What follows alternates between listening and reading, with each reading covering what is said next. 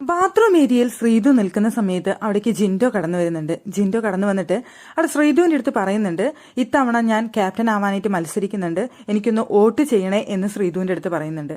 അപ്പോൾ അങ്ങനെ തീരുമാനിച്ചതാണോ നിങ്ങൾ എന്ന് ശ്രീതു തിരിച്ചു ചോദിക്കുന്നുണ്ട്.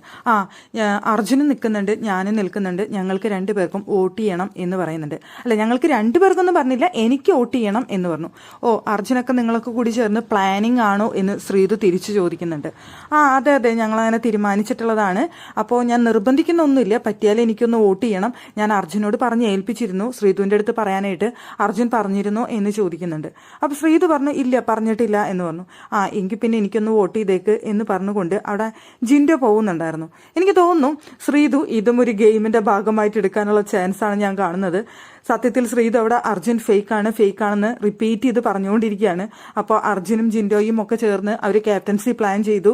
അവർക്ക് വോട്ട് ചെയ്യാനായിട്ട് ഇപ്പോൾ ശ്രീതുവിൻ്റെ അടുത്ത് പറഞ്ഞ ആ ഒരു സാഹചര്യത്തിൽ പ്രത്യേകിച്ച് ജിൻഡോ പറയുന്നുണ്ട് അവിടെ വന്നിട്ട്, ഞാൻ അർജുൻ്റെ അടുത്ത് പറഞ്ഞിരുന്നു എന്നുള്ളത്. അപ്പോൾ അർജുൻ മിണ്ടാത്തതുകൊണ്ടായിരിക്കണം അവിടെ പറയാതിരുന്നത്. പക്ഷേ ശ്രീതു അതും ഒരു ഗെയിമായി എടുത്തുകൊണ്ട് അർജുൻ്റെ അടുത്ത് കലിപ്പാവാനാണ് ചാൻസ് എന്നാണ് എനിക്ക് തോന്നുന്നത്.